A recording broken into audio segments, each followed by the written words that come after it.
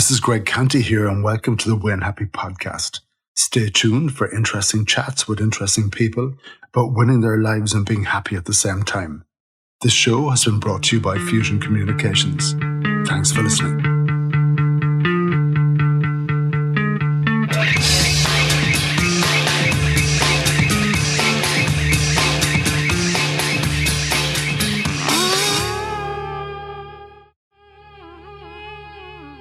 In this episode, I chat with up-and-coming Irish music star Cian Godfrey, singer-songwriter of Somebody's Child.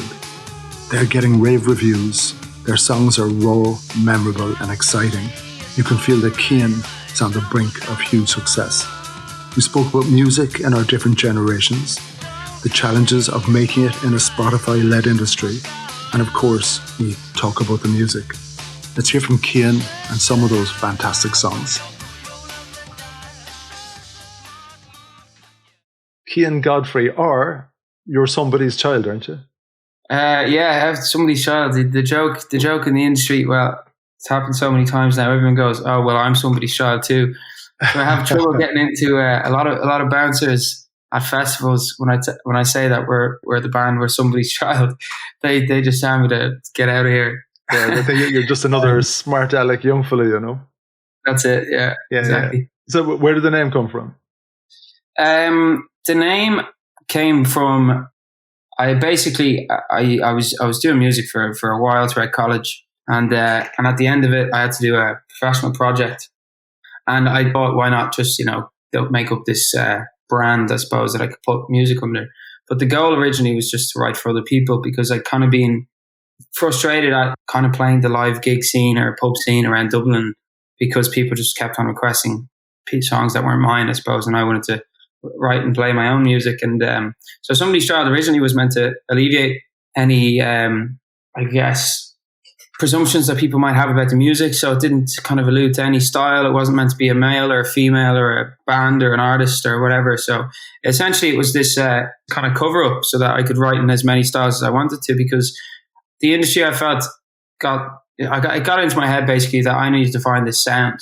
It's a difficult thing to do as your own, inexperienced songwriter, because I have so many different influences, and even from the start of the day to the next or to the end, I vary in emotion, so I used to come out with various different things and have 4 different influences I could go for, like a bridge or a middle 8, and then I ended up just not writing for a while, because I was just so hung up on this idea of finding a sound, and it wasn't coming to me. So I kind of gave up on it a bit until I kind of chose this name that allowed me the freedom of, expressing myself in whichever way I wanted. I guess that's where it started. And I kind of kept the name and then started putting some stuff out. When I finished college, I told myself I need to take my finger out here and actually make something of myself. So I was actually planning on going back in and doing engineering, and I got accepted, and I knew I had until September to get stuck into it. And thankfully I found a manager at the time, and he helped get the ball rolling and got introduced to a few people and stuff. So things started happening and labels started getting in touch and stuff. So that was all great. But yeah, I guess the name Somebody's Child stuck around because it's meant to be it was initially just a project, a passion project that I wanted to explore all the various different kind of sounds that I felt were coming out of me. Yeah, that's cool. I was listening to podcasts with the drummer with Talking Heads, and he was chatting about where their name came from. And like that, now they were totally stuck in a name. And I think one of the guys was doing a lot of work on film sets and all that kind of stuff and recording. Then that's one of the terms that they use when they just want to capture someone talking. And they thought, that's a cool term. Why don't we call the band that name while we're thinking about other things? And of course, it's stuck, just like Somebody's Child. So that's one of the jokes in the industry at the start. Is bands spend three quarters of the time choosing their band name and 1/4 of the time practicing music. Yeah. And then you hope the name will do a job for you. Like Brendan Murphy from The Four of Us is a great buddy of mine, and I kind of do a bit of work with him and his podcast, and he's like effectively has 2 of them, and he says, talk about having a bad name when it doesn't kind of fit anymore. But ironically, it kind of does in a funny way. There's more than a day or 2 between us, Cian, and I just want to paint the picture and tap into your head a little bit. So if you can picture this, just close your eyes for a second. And right. You're sitting in class in secondary school, maybe second year, 1979, maybe 1980, and you're mad about music. You brought in your golden disc bag with 3 or 4 LPs, and they're tucked in under the kind of desk. And, there's loads of excitement around music at that time. It kind of defines you in a funny way. And my Latin teacher comes down and he's a little bit nosy and he pulls out one of the albums and it's Kiss. And he starts going through the names of the songs. And, Kiss with all the makeup and everything. Hard Times and Dirty Living. And he gives me a slap in the back of the head. No wonder you are the way you are. So what's your equivalent? How do you mean in terms of being impressed musically? For your generation, you're not a million miles out of school, but if you go back to that excited teenager about music, swapping music with your buddies, obviously it wasn't records at that stage. What's the equivalent scene at that point in time, in school or whatever? I don't think I had one, to be honest. I was introduced to music as a 5-year-old, and when I was made to do kind of classical music on the piano, and neither of my parents are musical.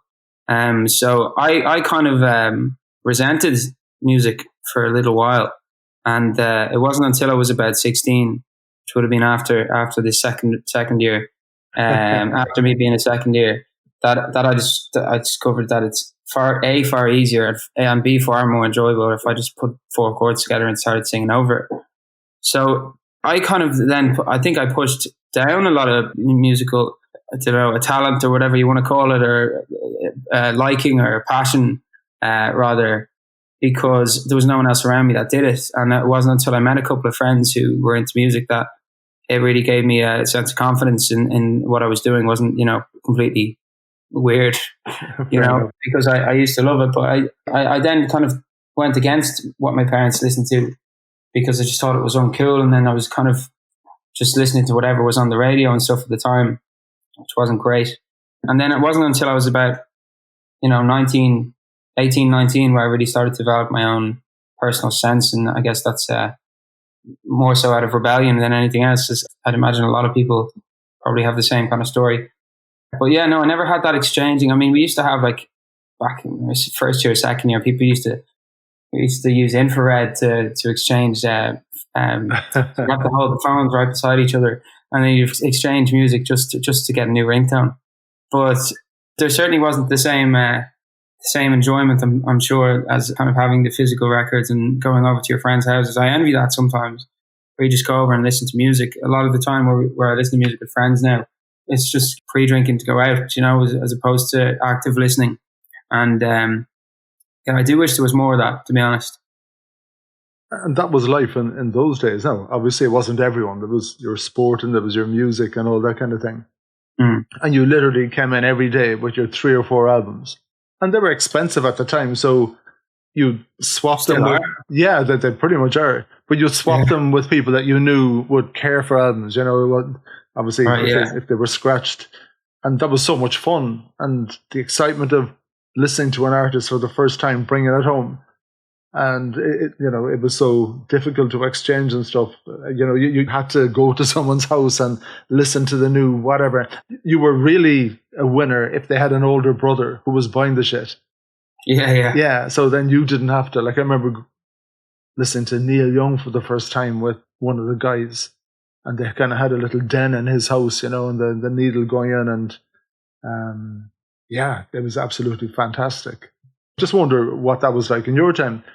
Yeah, well, it's unfortunate that now we're spoiled for choice, and the attention span has gotten as short as it's ever been. So albums rarely get listened to fully anymore. Sadly, people have 2 tracks on an album that they listen to, and they might buy the album for that. But unless you're spending that, so that's sometimes in order to get into stuff, you need to invest a bit of money into it. Then you develop an interest. So when you have bought, for 30 quid nowadays or something for a vinyl, you listen to every song. Whereas if you're not interested in buying things and you want to spend a tenner a month on Spotify, you may not even digest the same amount of music, because it's everything is just there. There's no way you're going to ever complete it.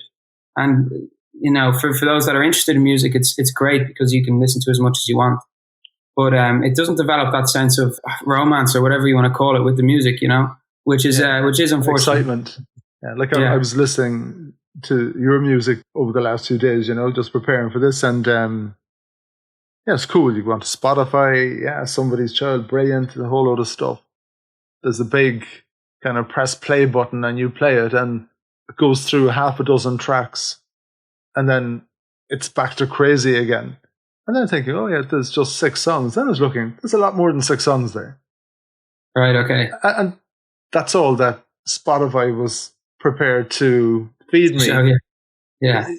Even though I had chosen you, and instead of giving me even more of a selection, it just went back to that. And is that the way it pretty much is? And I suppose in a way, if you go back to my time, there were people who just bought singles. They'd know the 1 or 2 songs from a big artist on an album, and that's it. What had you in Paris growing up? How did you end up there as a family? Well, my dad got a job there, and he was supposed to go for a year or 2, and he only actually came back last year. I was 20 years in the end, and after 2 years or so, and it looked like it was going to go on for longer, my mum decided that the family were going to pitch out in Paris, and so we did, and that lasted, was again supposed to be 1 or 2 years, and it lasted 5, 4.5 or 5, and then at that point, I think my mum was like, I want the kids to be raised in Ireland, so she came home, and probably thankfully for the family, my dad stayed on and avoided the recession we had here. What does your dad do? He worked in the OECD. Okay. Yeah, so he did a lot of kind of tax reforms for countries that were maybe underdeveloped in that space. So, and your mum? My mum worked in AIB for 28 years, I believe. Okay. Yeah. So, do you remember Paris? I do, and I have a really great fondness towards it now, and I'm really, really appreciative of the time I spent there. Because when I do go back, it's a rush of nostalgia and a lot of feelings towards it. And I'd love to actually go back and spend some time there. Did you live there, do you think? As an adult? I'd love to for 6 months to a year at least. But I don't know if I commit to. I don't know if I commit to it immediately. I am thinking of moving to London now. I think I've spent a bit of time there doing some songwriting and stuff. So it really does seem to be more of a home for a musician than Dublin at the moment. Where did you grow up then? Was that Dublin? Dublin, yeah. And you were saying you were forced to play classical piano, were you? Yeah, I was put through the grades, and to be honest, I did. As I say, I wasn't too fond of them at the time, but that was my introduction to music, so I certainly can't be ungrateful about it. I did definitely learn a lot from it, and I think I maybe developed something, a fire lit in me, I suppose, at some stage, and I guess it's thanks to that. Do you play piano? I do. So what happened is, I began to teach myself the guitar because I thought it was cooler at around 16. Stuff YouTube and the like. So I got okay at the guitar, and then stopped kind of playing the piano for a good bit, and then reached a level on the guitar where I felt I didn't really need to improve much more. I could write the songs I wanted to write. But I kind of neglected the piano, so now I'm just kind of crap at both. It's a bit unfortunate. I've never given either of them enough time, but I suppose my bandmates, I'll never be as good as them anyway, so what's the point? You let them do all of that stuff? I'll let them do all the hard work and the practicing, yeah. So at what point did you go from hating playing this stuff to actually, okay, this is kind of enjoyable? I met a couple of friends in school and stuff, and we kind of wrote songs and stuff together, and I really liked it. And I remember just thinking the idea of getting signed by a label was just the coolest thing ever. And I guess it became somewhat of an obsession. But to be honest, when I was picking to do music after school, it was like, right, I'll give this, see what it's like, a couple of years. I didn't want to do anything else, and that was more for lack of, a better option. But I knew it was all that I actually felt passionate about. And I guess that was the right decision. In hindsight, you think something's the right thing to do, you should always do it, So I'm glad I did, because I do try and live, a life that at least in a few years' time, whether I'm rich or not, or whether I'm able to feed myself or not, I'll be able to look back and be like, I did what felt right in my heart. You know what I mean? Yeah. When did you start writing? About 16. Okay. So 10 years now. Do you remember your first decent song that you think, I can actually do this? I'm still waiting for it. Go on. Give me one that you thought, okay, I'm going to record this. This passes the mustard. There was one song. There was a song after I got, obviously after I was my first girlfriend and I broke up. And whose fault was it, Cian? Oh, it's definitely not mine. Well, what a bitch. Anyways, but yeah, and I wrote a song about that, and that was the first time where I just remember listening back to it, and I've chased. This is what songwriters do. You chase that feeling ever since of just awe at the amazement of what you were able to bring into one world. I wasn't here one second, and it is the next. And there's nobody else's music is ever going to be able to give you that same feeling. Especially not now because there's a sense of jealousy involved. If it's that good. But yeah, I mean, I think that's what all songwriters chase in the end. For me, it's, the live stuff is a bonus and being able to play to people. But that sense of, I guess being able to, it's just a sense of fulfillment or something, and being able to really release yourself in a musical way and, be happy with the outcome and be able to do what you always looked up to, the people you look up to for, that reason. Yeah, it's a long process, songwriting, but I think at the heart of it, that's what I do. I just want to finish a song, get back into my car and listen to it on the way home. I just think there's nothing better. What music excites you, even in those early days? What were the things that really turned you on? The Arctic Monkeys was a big one at the start of my own personal taste of music. Yeah, I guess kind of indie, kind of rocky, anything anti-establishment, I suppose, during those formative years. Do you have a favorite angry song? Do you? So I have a favorite angry song. No, not particularly. No, I wouldn't. I'm not one of those people that feels like, oh, I'm really angry, I'm going to listen to an angry song. To be honest, I'd probably do the opposite. If I was angry, I'd probably listen to something that wasn't going to continue to make me angry. Yeah, it's a funny thing listening to you, about that kind of breakup with your girlfriend. I was chatting to you about my son, Brandon, who made me a granddad a few weeks ago, by the way. But congratulations. Yeah, no, it's really cool. It's the coolest thing ever. But remember, in his early days, he had a few big breakups, and he's a big emotional character like I am, and it really hit him hard. He'd say to me that there was albums that got him through that time. Definitely. I actually wrote something down on my phone the other day, and it was, if you're stuck, listen to music. And I think that goes for, I'm not a prophet or anything, so don't quote me on it. But even for music, if you're stuck, even for writing or anything, I genuinely think that music is the best medicine. If you're stuck in any way, music is something that will get you through it. A lot of people have faith. I have music. Not to say you can't have both, but for me, that fills that void, that we all have. I know you've got a lot of gigs coming up. You're playing some interesting venues. I know the Button Factory is sold out. Yeah. You're playing a place called Make the Pies in Listowel, which is an unusual venue. Make the Pies, yeah. It's become a bit notorious now, famous, I should say, because of the Fontaines lads. They were kind of mates of mine from college, and they came back with the Rolling Stone magazine and did a gig there. And I think it was 3 years ago or something, Aidan, the booker in Like the Pies, put up a story. It was like 3 years ago today.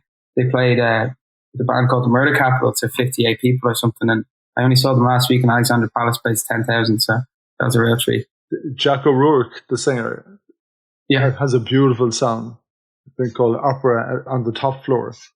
And apparently the guy who's run that venue, the quiet guy behind the counter serving pints, doing everything, no one knew a whole pile about him. But there was a room above the venue. And after he had passed away, they went up to kind of like check out his room. And it was full of art and classical music. And they reckoned after his days, the day in the pub or whatever, he'd go up there and listen to the classical music. It's the most beautiful song. And there's a fantastic animated video that goes with it. Wow. But it's one of those kind of iconic venues. And you're playing Belfast. And then you're playing a few gigs in the UK as well before Christmas. We're actually doing the UK leg first. So next Thursday we're off to Manchester. So that'll be, we've only played in London so far. And we haven't played a headline gig over in the UK. In fact, we've only done 2 headline gigs to date. So, and they've both been in Dublin. So yeah, it's going to be a real treat. I think, when you're getting started out as a band, the most exciting thing is that you get to go on tour and travel. I think it's part and parcel with being a musician. You got to love travel as well. And, staying in really crap hotels and stuff like that at the beginning, at least. So looking forward to into a van. Exactly. Yeah. Looking forward to being smelly now for 2 weeks. You did the Late Late Show as well. That was in the middle of COVID, was it? I was just before COVID, so thank God actually it didn't come a month earlier. We had that lined up, and we were supporting the 3 Arena with the Kaiser Chiefs, and we had a headline gig in the same month just before COVID. So to be honest, we got lucky in that regard. It could have, if we'd missed out on that month, it would have been a real sickener. Obviously, you were on an upward curve, getting great reviews and all that kind of thing. Did COVID kind of mess that up in you? I think so. The first year, I was pretty positive about the whole thing. I was like, great, I'm going to get to just focus on writing. I think any songwriter who cares about it would always cherish the time they have to focus on this. And you kind of hope that the music industry will just resume from where it left off. But unfortunately, it doesn't quite work like that.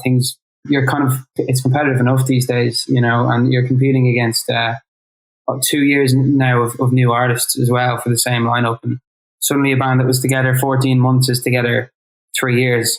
There's hotter things around, a lot of the time. So we had kind of 14 festivals booked that summer. And I think what's sickening to think is not, the experience we would have got from that, but the opportunities that kind of come off the back of doing those things and who could have been there and all that kind of stuff. So you kind of build and you invest. And unfortunately, as COVID went on, I think for a lot of people, it went on twice as long as it should have, in order to kind of recuperate anything that kind of was building at the time.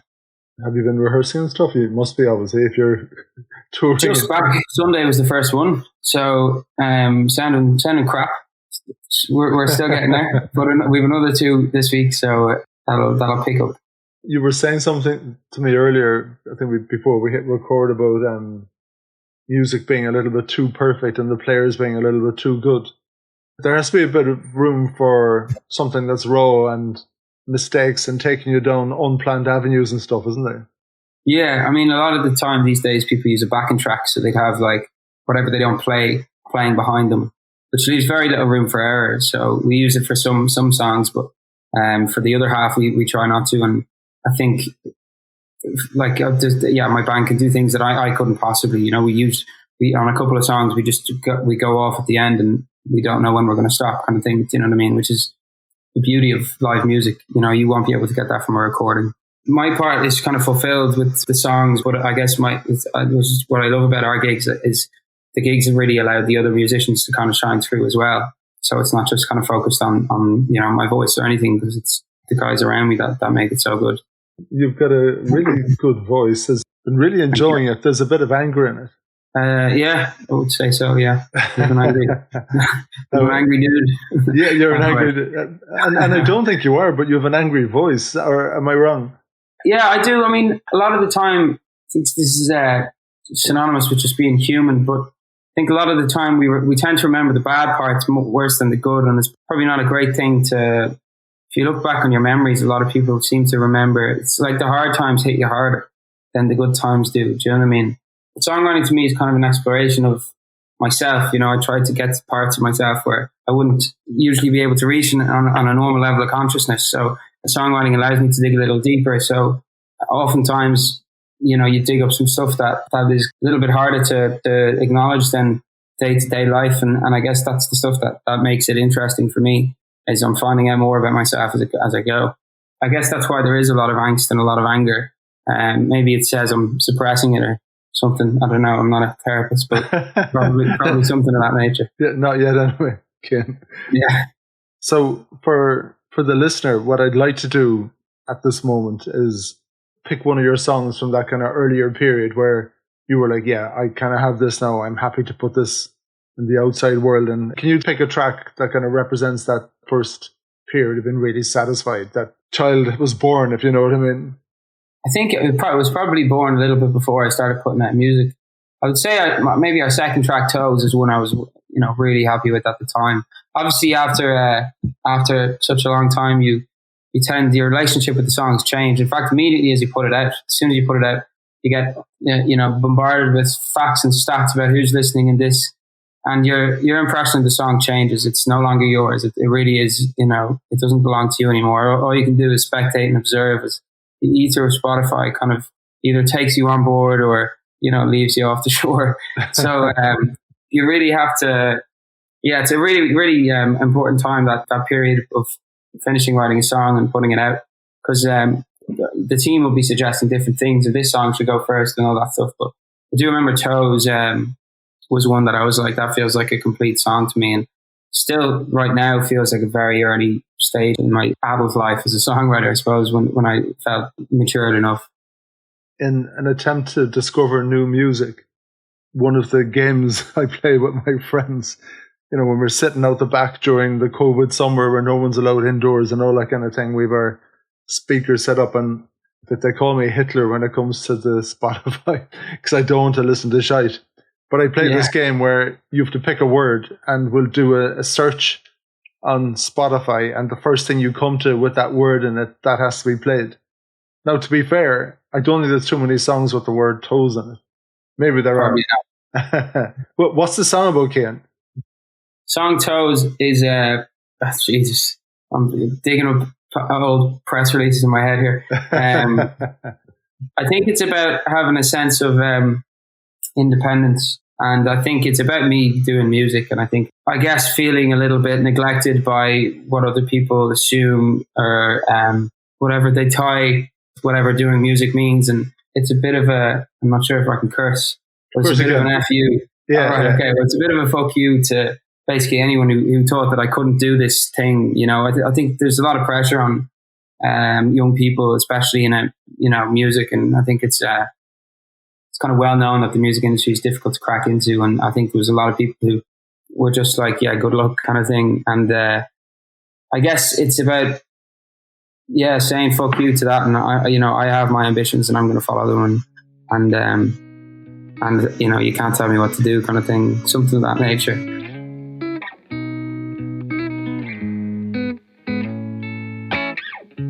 I was fucked around when I was chasing you. I reckon at the time you realized it too, or didn't you? I never even heard you try apologize. All you did was deny it to my demise. Oh, what a surprise. So what you know about my goals? I'm feeling like you don't quite know about me.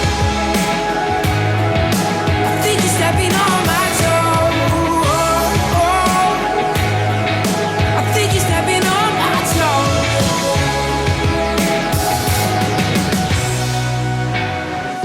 I always hoped that you would reconsider me, but you had eyes for those guys that were 6'3" and had a degree. And now I know I'm so much better off without you. You wiped the cloth from my eyes, got me up off the couch, I started writing about you. So what's it out about my goals? I'm feeling like you don't quite know about me. I think you're stepping on my toes. I think you're stepping on my toes.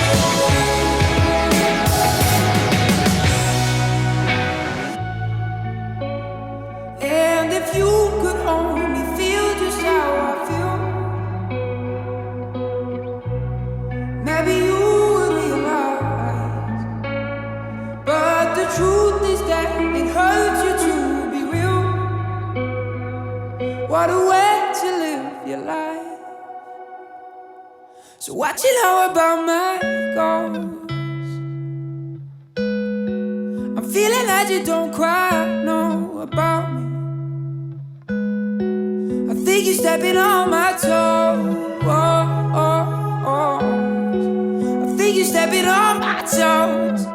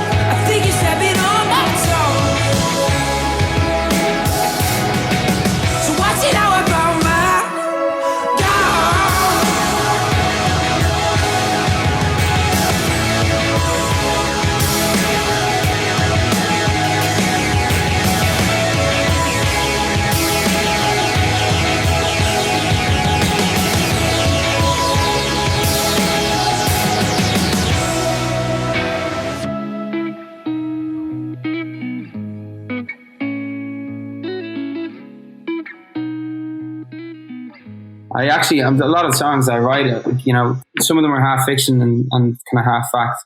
But what's most enjoyable for me is discovering, what the song means. And often you don't for months after its release. It's still kind of peeling layers, even years in. And it's funny, sometimes you release a song and 6 months later, it's like this thing that you wrote the song about is happening.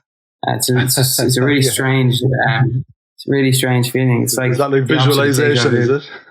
Yeah, I don't know. Maybe I am the prophet.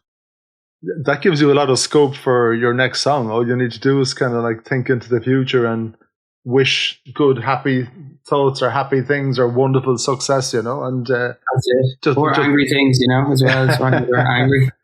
Yeah, exactly. And you're talking about a career in music, so I've got 2 questions around that. The first thing is your folks, pure and simple. When you come home to mummy and daddy and say, by the way, I'm not going to work in STEM or be a solicitor or an accountant or, work in a PR agency or anything like that. I'm going to play music. Yeah.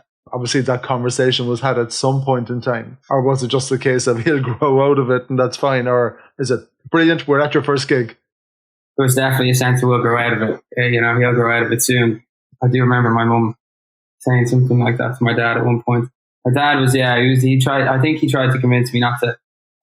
He was always of the mind that I should do engineering because a lot of the people he hired had engineering degrees. I kind of had a kind of mini goal in my head that I would get the points to do this and then not do it anyways. It's kind of again, another fuck you. I think quite a resentful young kid. So is that kind of, fuck you, I'm capable and I've proven I'm capable, but fuck you, I'm not going to do that? I think I was excited by the idea of choosing a lane that was a lot tougher than the rest and yet still having to succeed in it. I like to think of myself as very ambitious, and I think my choices probably reflect that. For the right reasons or not, I'm not sure yet. We're still to find out whether it was the right decision. But that conversation was definitely had. I remember going through, the average earnings of somebody on Spotify with my dad in Starbucks. And I was kind of thinking at the time, look, I'm doing kind of more pop music, which is the safer bet. And now I'm not. So that's gone out the window. So I guess here we are. Your decisions, I suppose. I was thinking about this earlier today. I think as you go on in life, you kind of realize that, kind of find yourself dealing with the decisions you made as a much younger person. But I guess those are the things that kind of make you as well. So, yeah. Well, the big advantage, Cian, is that I'm assuming at this stage you don't have a colossal mortgage and you don't have 3 children and all of that. No, geez, I'd be lucky to get a mortgage now. Well, that's exactly the case. So in a I've got nothing to lose scenario, you can just pick what route you want to go down. It doesn't matter a whole pile. So you kind of stumbled into my second question. You said you were having that conversation with your dad about the average earnings on Spotify. Because I even know, I mentioned some of them, really experienced people in the music industry who've had the record deals and previous success and everything. And from what I can make out, pretty much everyone in the industry now is scratching their heads thinking, how the hell do we monetize this thing? And the model has totally changed. But you were nearly born into an era when that old model just nearly wasn't available to you, the whole record deal and that traditional thing. So how do you view kind of monetary side of it as a life and a career? And obviously you've chosen, I'm going to work at this thing, and you don't want to be in a wedding band. Can it work for you? Have you figured that out? Have you put pen to paper? Honestly, haven't figured it out yet. No, I think, well, see, to be honest, I always thought, I worked in a cafe to fund the first couple of records, and to anyone getting started in the industry, you should know it's expensive. What was the cafe? Canal Bank Cafe in Dublin. Shout out there, nice wings. And so I worked pretty hard to get a couple of records put out. Spent 6 or 7 grand on 2 of them, and then kind of got to a point where we were getting a bit of investment, and we got the next couple of songs paid for us. So that was great.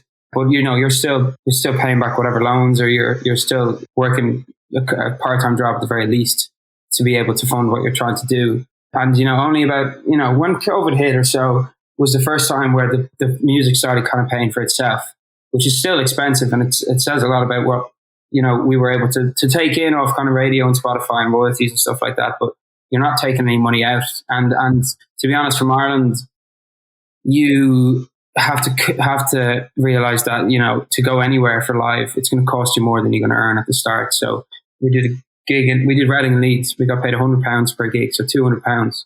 And the ferry over is something like 600. Brilliant. So you do a gig somewhere, in the middle of nowhere to get like, a couple of grand so you can finance the rest. So as any starting business is, you're going to be taking a hit at the start. You're going to be taking a loan. I've kind of other side projects and stuff I do myself. What do you do?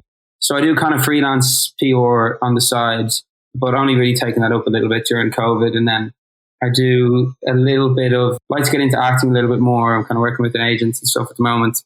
Then I'm considering getting a part-time job maybe as well, but not necessarily for the money, but also just to kind of take my mind off things. But a lot of it is tricky at the start, but it was my decision not to take any money out. I could be taking money out, but kind of choose not to, because I think it's better to be able to reinvest the money, because one thing people probably don't understand is that it's expensive to release music. And when you're writing, Cian, are you thinking, I'm relying on Spotify a little bit, so I need to... No, God, no. To I hate when people do that. Yeah. I do know. And in fairness, like I actually was thinking about this. Like I'm starting to write instrumental music and stuff as like a release from the other type of music. And, you can get on sleep playlists and clock up millions of streams pretty quick because people just listen to it over and over when they sleep. And for those kind of things, a lot of people do look at playlists, go through the songs and listen to what they're trying to be. But I think as an artist, if you want to put out music that's true to you, that's kind of the last thing you can do. It's pretty much the same as listening to the radio and going, right, I'm going to write a radio hit. That's, I guess, on the pop side, what people do. Yeah, I was chatting to one of the A&R guys in London, one of the big record companies, and he said there was a particular band they were interested in. He could see loads of potential in them. They were a bit kind of angry and all that kind of stuff. He felt they had the potential to be. And they approached them and they offered them a deal, and the band said, no, we're fine. We kind of have the Spotify model figured out. We're writing for that middle road, playlist friendly stuff, and yeah, that's grand. So we don't need you. Thanks a million. And it kind of sounded terrible, but it's probably a reality as well, is it?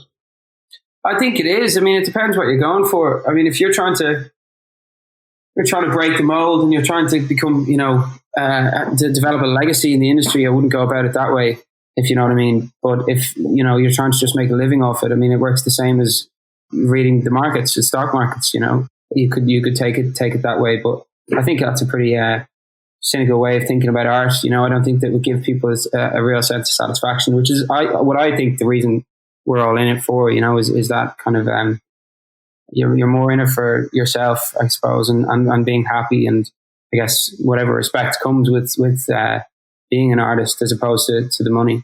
But there's all kinds of people in the world, and obviously some of them are going to be doing music and listening to Spotify playlists to get on it. But there's no doubt that it shapes, certainly even in a production sense. I think when the song is written, I think you can maybe afford to think about sounds and what's kind of big at the moment, or what kind of trends are there in music. To me, normally that's just a natural process, of being influenced. But yeah, I mean, Spotify definitely is, it's an algorithm, and you need to, but also at the same time, there's somebody who picks to put you on these playlists. So if they leave or change roles, your luck might run out. And I think it's probably not best for longevity. But the logic was brilliant. It was a case of, Cian, you're fed up of listening to the radio, and in between the ad breaks and the music that the DJs won't play, we've got this thing called Spotify, and all of the music is on there. So instead of listening to the radio when you're on that journey, you can choose your own music from all of the artists, and okay, you can listen to ads if you want, but then there's a subscription, and you think, yeah, that's fantastic. It's going to be a better option. But all of a sudden, that better option has taken over nearly all of the music listening. So that purchasing of the CD or the LP or whatever, and but some of that's creeping back in. Some of that is creeping back, which is a good thing, thankfully. Yeah. I think 2019 was like the biggest vinyl sales in I don't know if it was UK and Ireland or whether it was the world since before 2000. Yeah. Do you buy vinyl? I don't have a player. Yeah. Okay. But I do actually, I buy it every now and again for the novelty, but no, I wouldn't, like Shay would and a few other guys would, but it's just an expensive hobby, so you have to be willing to take on the cost as well. I have enough of them at the moment. I think what people don't realize about Spotify is that it also gives a platform to types of music that were never able to be heard before. And I think people who do make like soft jazz music finally now have a platform to make a living off it. And I think they would have really struggled before. And it also does, it opens up people's minds and for a musician it's so helpful, to be able to be like, oh, what's that song? Let's play it straight away. There's no waiting about. But at the same time, there's pros and cons to everything. In the summer of 1980, my dad, he used to work for one of the ferry companies, and we went to London for the day.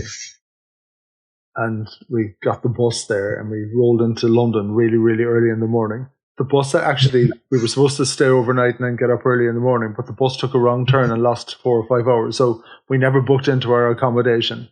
We got into London at 5 in the morning. We just walked around waiting for places to open. And we went to HMV. We went to Virgin. We went to the second-hand exchange shops around Hammersmith. And I bought 30 LPs that day. Wow. Yeah, and brought them back. And the excitement of it, I remember the sun was a scorching, scorching day. But the excitement of those days of even flicking through the vinyl, and you mentioned art and the artwork, and you bought stuff a lot of the time because it just looked cool. You wanted it to be brilliant, but it looked absolutely the coolest thing ever. And a lot of the time it was, and that was, in a way, that was your way of discovering, and of course the swapping of the stuff with your buddies and stuff. Somebody's child. Is it Cian, Godfrey, or is it a band? It's a bit of both. The band are there for the live side of things, more so than anything else. And then from a creative perspective, it's largely myself. And then I write a lot with one of the other band members, Shay. But I think it is both, and I guess it's a bit of an anomaly in a sense. I suppose there is a lot of people who kind of do that. Neil Young had the same live band, I think, forever, if I'm not mistaken. Like Tame Impala is also a bit of a band, but it's spearheaded by one person. It's neither one nor the other. But I guess on the face of it, it's myself, mainly just because it's so hard to get 5 people in a room all the time, for photographs and stuff like that. But yeah, I guess it's whatever works best for the individual, and the way that we found it worked best was kind of like this. In fairness, at the start, I released the first track just myself. There was no band, and I guess that's where it kind of stemmed from. But then, obviously, because of the music that I was playing, I needed to kind of get a band pretty quick because people wanted to see us play. So it's kind of ever developing. But then throughout COVID, we were kind of spread across. So it was a lot of myself and Shay, as I was saying to you before the call, at the start of the year last year, where we just kind of worked as much as we could. So it's taken on a few different forms, if I'm honest. So would you pick another track for me now that we can let the listeners hear? And maybe something in your kind of mid-career where you think, wow, people are really loving this, and I think I'm kind of perfecting the craft. I think mid-career, I guess I'll do a Homie Like You Wanna was one of the ones I was really happy with at the time, and I think has lasted well in my mind.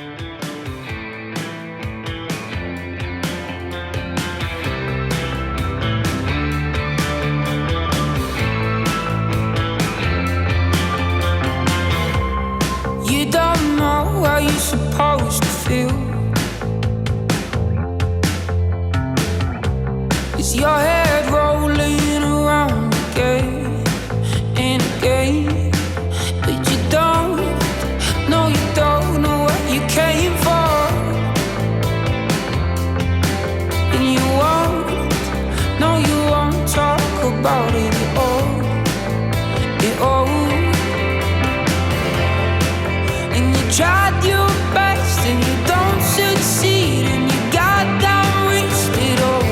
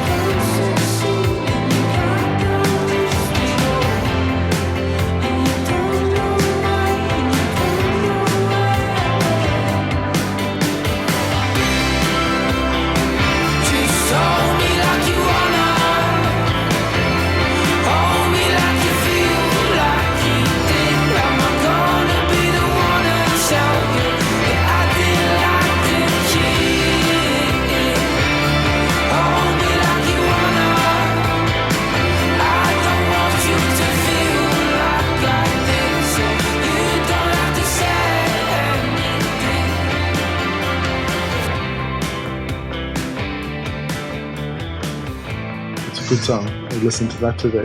I was listening to another one and I thought I really liked it. So the one with all the initials. Oh, yeah. Yeah, and I thought that was, and I was like, what the hell is this? That was the most clever song. So you have a nice way of thinking. It's a little bit quirky. Okay, in what way? Lyrically or? Lyrically, but the fact that you even presented the song in that way with just a bunch of initials, I thought, yeah, that's kind of cool. Will you remind me what they were? It's called You Might As Well Be in Love. You Might As Well Be in Love, yeah. It's just the kind of tagline. Now, I was walking the dog with the headphones on at the end of the workday. It was a little bit dark. So I was walking Honey, and Dee, my other half, my wife, she was walking Bert. And I was saying, this is the coolest thing.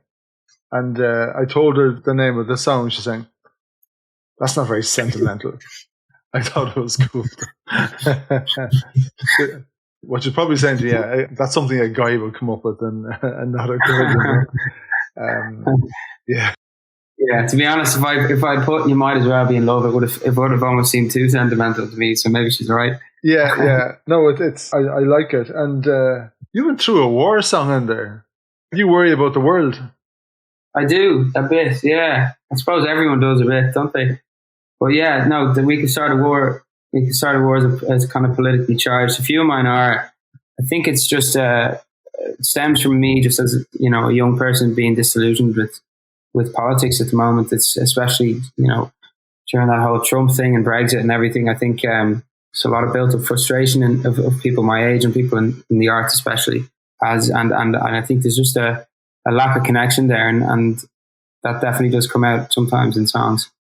Did Trump bother you as much as it bothered me? I did, yeah. It's kind of hard to know. I still find it hard to believe, to be honest.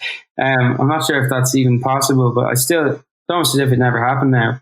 It's like something, just a very strange thing. I remember just thinking at the start of it, just being like, this is a joke, this is a prank, you know, that he was even running. But then he won. And the whole thing was just, yeah.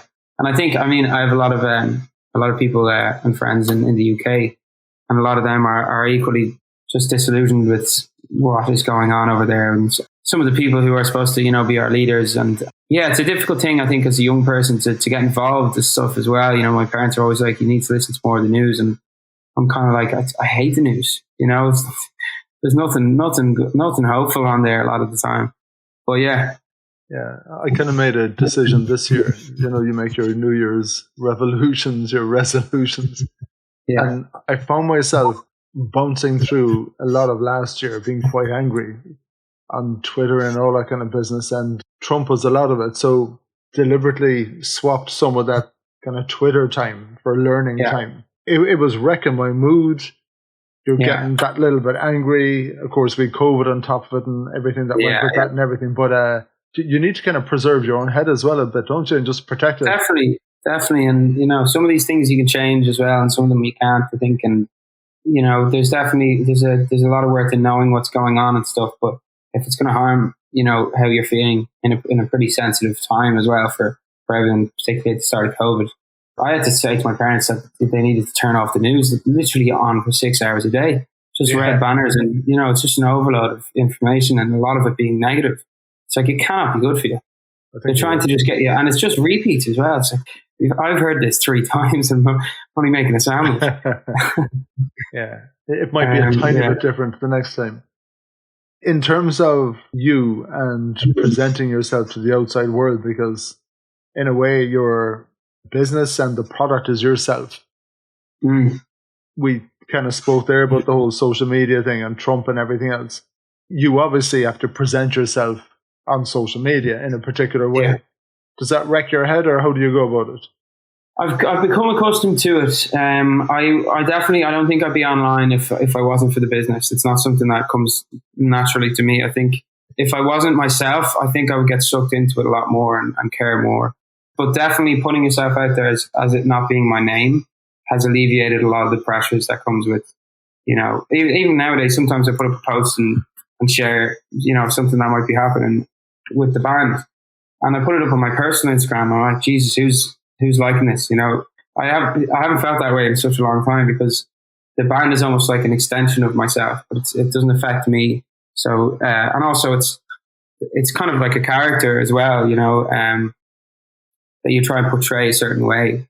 And yeah, I think it's never really affected me too much. It affects me more, seeing other people and they might get a gig or something, or, that kind of stuff. So sometimes I take myself away because I prefer just to focus on myself. But aside from that, obviously you have to appreciate that it gives you such a massive platform to tell people about certain things. So it seems to me to be a benefit rather than a negative. But I've definitely had to get used to it. We spoke about the gigs and meeting people in person or being in front of them and looking at that crowd. Can you give me a favorite moment in your gigs, the gigs coming? Like in your head, is there a song that you love performing? Is there a moment in each of those gigs that you're just looking forward to and the whole show is kind of building up to that moment? There's a couple of things. I won't give too much away now, but yeah, there's a couple of things, a couple of moments that I think would be great. I mean, you think about it, half of our catalogue online we haven't played live. So there's so much new stuff that we still need to play. And on top of that, a lot of that stuff, you write it 6 months to a year in advance of it coming out. So there's so much more material that isn't even out yet that I would love to play. But unfortunately now we have so many out that if we put in new material, it just cuts out some songs that a lot of people have been waiting 2 years to hear. So you really can't do that to them, after, kind of putting enough trust in you and investing in you to kind of come out of their way and come and see you for a night. It's a big thing to ask of someone these days when there's so many things on. So hopefully, I'm just really excited to go back, and I'm a little bit nervous for the first time since I started. Like I was nervous at the very start, but since that I didn't really get nerves, more like excitement. But now I am, for the first kick back, I'm a little bit nervous now. It's been 2 years and I'm trying not to think about it too much. Nerves are good. Nerves are good, definitely good. Yeah, I think nerves mean to me that I'm in the right place. I think I always kind of try and live by the motto that, you should chase your fear, and if things are making you feel scary, that means you're in the right place, you're doing the right thing. So is there a favorite song for you to perform live? I'd rather answer that after the tour because there's so many new ones now. Yeah, it might be the worst song. I don't know. Okay. A We Can Start a War would be a big one. Okay. Yeah. What's happiness to you? Happiness to me, don't know if I'm the best person to ask about this now. Not to say I'm not happy, but it's a difficult thing to answer. Jesus.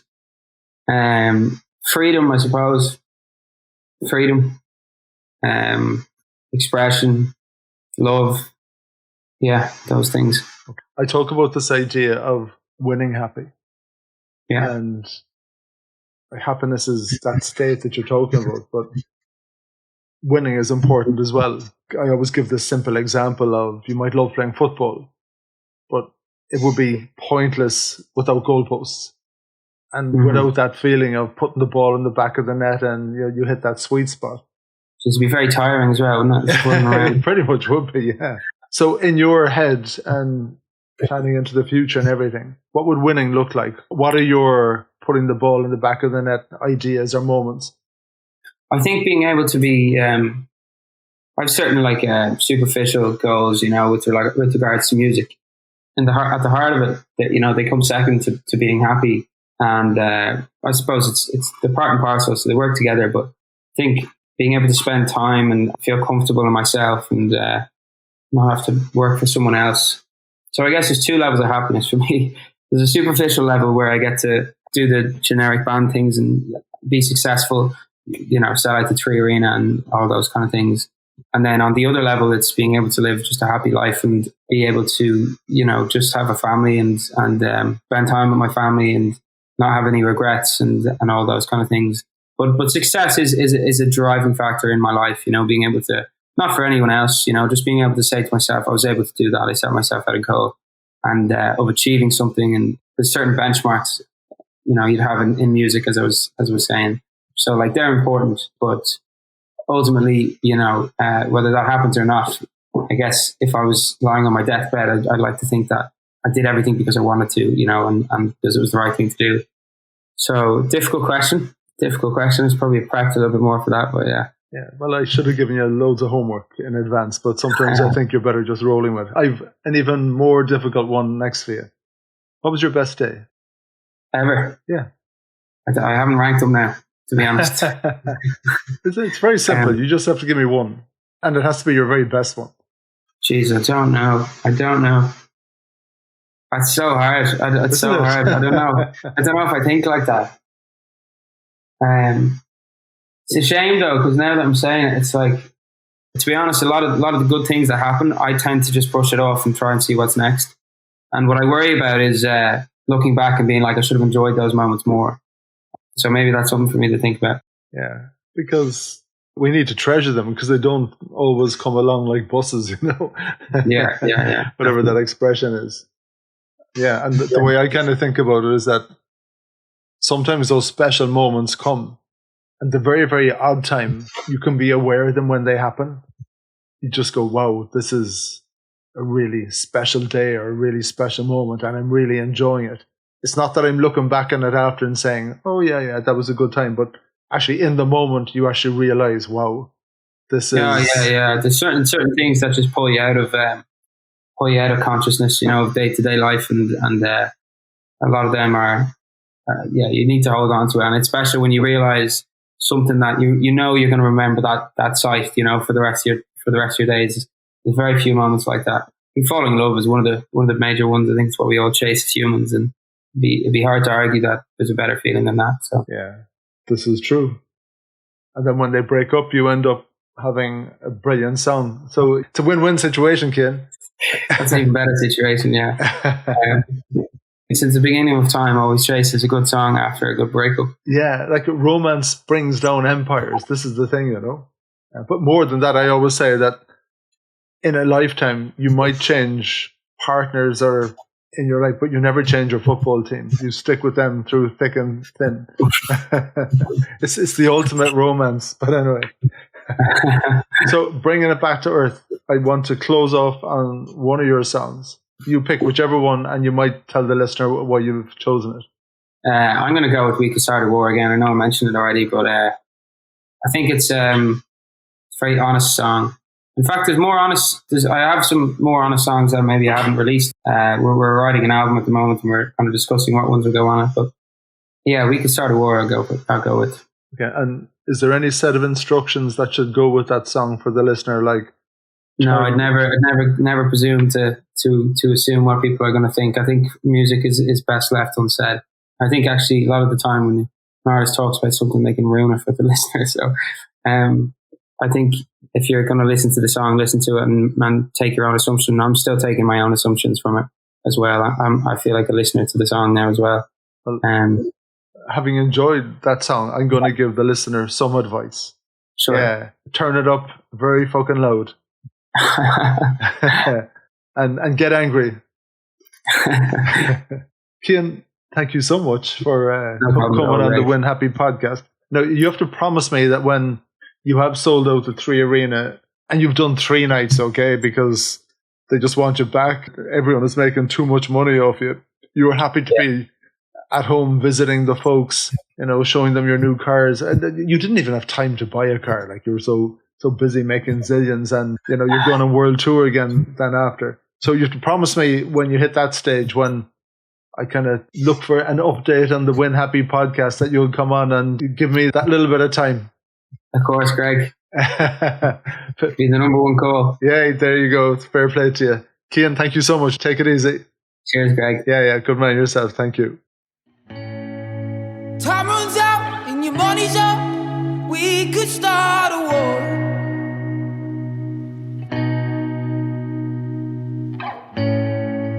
Unconvinced is America hiding its divorce. We never quite found the light. Can't stop till it's over. Pray for our sins tonight before we get any older. You know, we could start a war, or we could live in peace. So what the fuck are we fighting for? What are we hoping to achieve?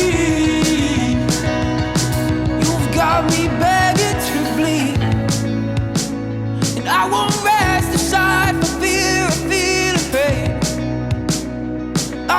lose my mind and make use of it all. And now I stand before you with my life in vain. We couldn't work it out, work it out. And I've been falling from heights you never know. And I've been standing at the bottom of the earth. And I've been crumbled by the forces that you are. You know that we could start a war. Or we could live in peace. What the fuck are we fighting for? What are we hoping to achieve? You've got me begging to bleed. Begging to bleed. You've got me begging to bleed. Begging to bleed. Begging to bleed. Oh, we could start a war. Oh, we could live in peace. So what the fuck are we fighting for? What are we hoping to achieve? Oh, we could start a war. We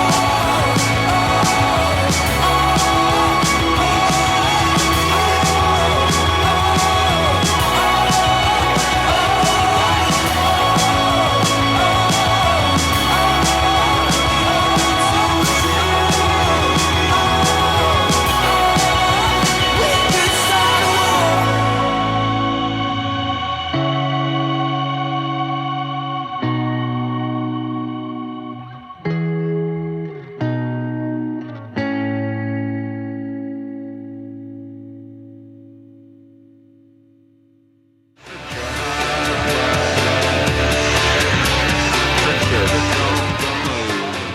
Thank you for listening to the When Happy podcast, which has been brought to you by Fusion Communications. If you'd like to get in touch, feel free to send me an email at greg@fusion.ie. So until next time, take it easy.